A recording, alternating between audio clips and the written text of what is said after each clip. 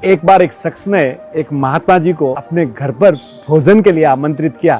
उनको drawing room में बिठाया और भोजन की व्यवस्था करने निकल गए। महात्मा जी आए, महात्मा जी ने प्रसादी ली और आशीर्वाद दिया और चले गए। इतनी देर में उनका बेटा आया और बोला, पिताजी कौन आए थे? बोले महात्मा जी आए थे।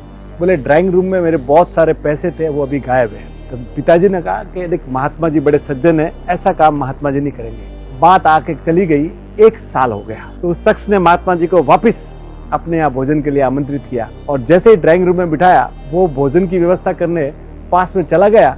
इतनी देर में बेटा आया तो बोला कि महात्मा जी एक बात कहूँ, आप बुरा ना मानो तो। बोले क्या? बोले पिछले साल जब आप आए थे ना, आपके जाने के बाद मेरे बहुत सारे पैसे नहीं मिल रहे। मैं आपको छोड़ नहीं कह रहा हूँ, पर बस है सो बात, आप नाराज मत होइए। तो महात्मा जी उसकी बात सुने और रोने लग गए। इतने में वो शख्स आया और जब उसको सारी बात पता लगी तो उसने बोला कि मैंने तुझे बोला था ना, तूने महात्मा जी को क्यों ऐसा बोल दिया? और बोला कि महात्मा जी मैं माफ़ी मांगता हूँ, मेरे बच्चे से गलती हो गई। तो महात्मा जी ने कहा कि बेटा, इसने मुझे पूछा इसलिए मैं नहीं रो रहा हूँ। तो बोले क्या बात की? बोले वो देख, सामने जो रामायण पढ़ी है ना, वो खोल। और जैसे ही वो बाप बेटे ने रामायण खोली, रामायण के अंदर पूरे के पूरे पैसे पड़े थे। तो बोले जिस दिन मैं आया था ना, आपके पैसे यहाँ बिखरे उड़ रहे थे, तो मैंने सब पैसे इकट्ठा करके आपके वो सामने वाली रामायण के अंदर रख दिए कि जब सुबह सवेर शाम जब भी आप रामायण खोलोगे तो आपके सामने आपके पूरे पैसे मिल जाएंगे।